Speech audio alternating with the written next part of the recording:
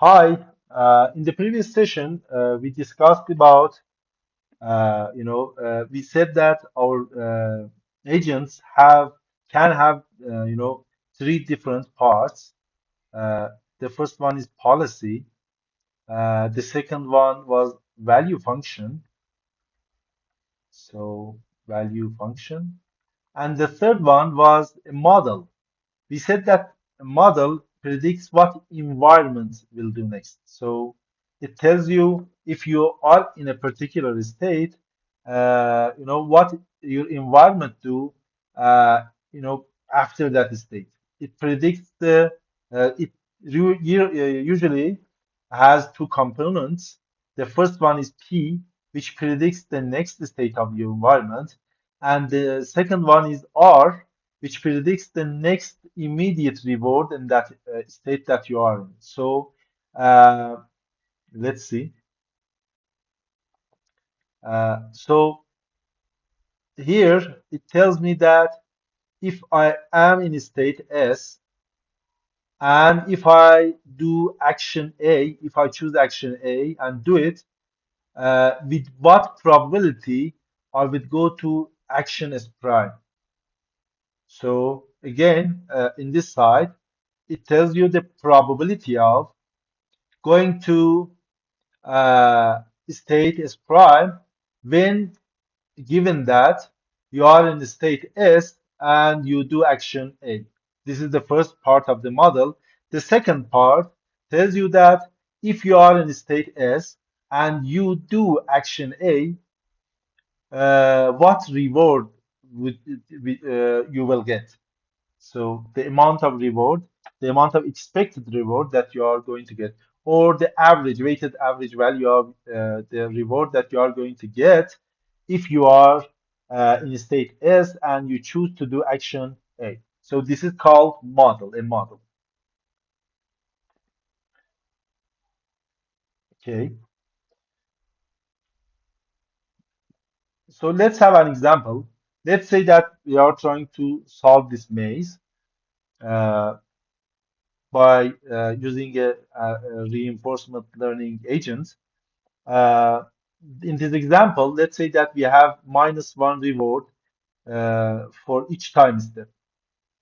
So when you are trying to solve this maze, every step that you take, you will get a -1 reward. So if you can solve the state in the least amount of steps, if you can solve it, again, I'm emphasizing, if you can solve the image with the least amount of steps, as I'm showing here, the optimal path, you will get the maximum value of your reward. But if you wander around, let's say that um, I choose to solve the maze in this manner. First, I go here, then go here, then go here, then I come back. My reward will decrease because for each step that I'm taking, I will get a -1 reward. So this reward encourages my agent to solve the maze in the least amount of uh, steps. The actions that our agent can do in this environment is going up, going down, going right, or going to left, or alternatively going to north, east, south, and west. And simply we can depict our state as the agent's location. This is our problem. uh, so the first component that our agent can have, it's a policy. So if you remember, uh, policy was a function which took an state, and its output was an action.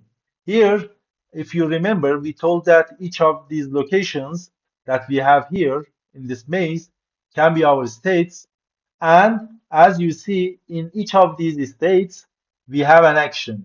Here, for example, here it tells our agents, our agent, if it is in this particular state, it should go right. Or here, it tells our agent if it is in this particular state, it should go down. So it is a policy which takes a state and outputs an action in for that particular state. So it is our policy. Uh, so for that policy, which was optimal policy, so the policy that you see here, it is the optimal policy. Uh, And the values that you see here are the values for that optimal policy. So it tells me that these values here tell me that if I follow that policy and I start from this state, the amount of reward that I would get is minus 14. So, or if I'm in this state,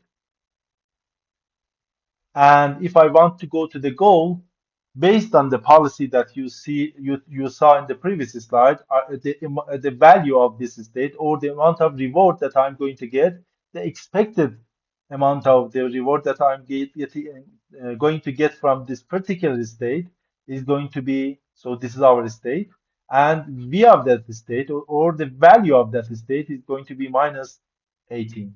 And if you count, you can see that for if you want to come from this state to this goal state, you would have to take exactly 14 steps.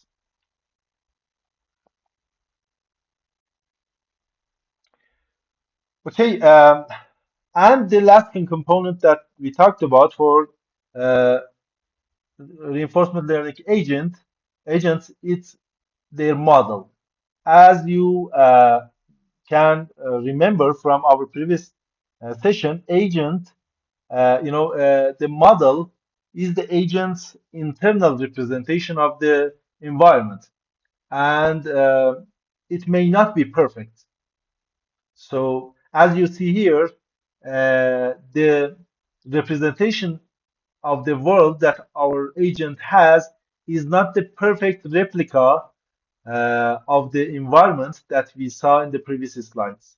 So it only knows these states as you see here, but it, correctly knows that for each action that it takes, it would get reward of minus 1. So the, as you see here, and I emphasize, your model may be imperfect. So, and that's okay.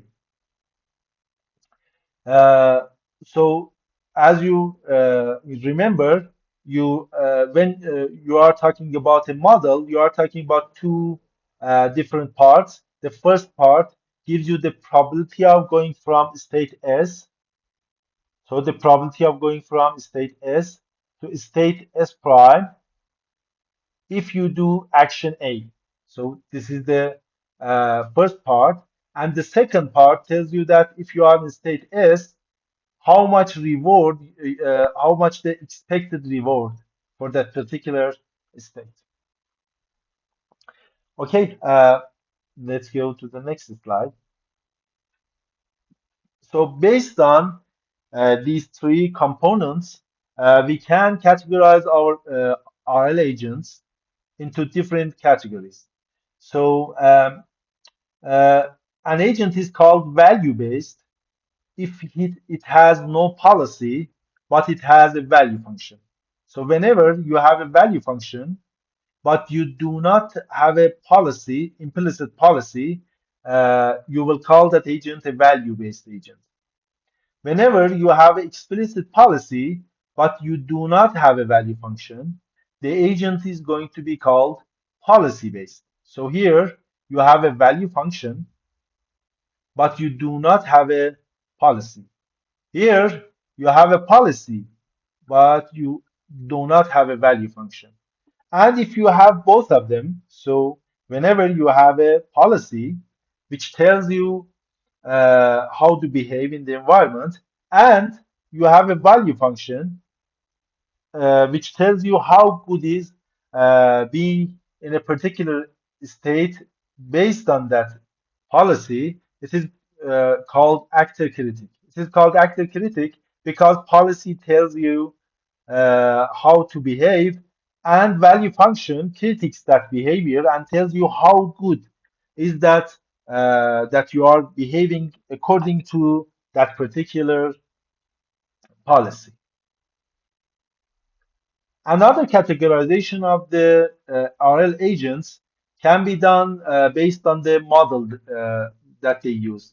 So an agent is called model free if it doesn't have a model. So if it doesn't have a model, it is called model free, and it can have policy or value function or both of them.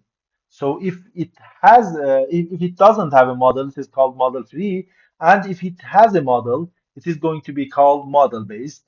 So if it has a policy or value function or both of them and has a model, it is going to be called a model based agent.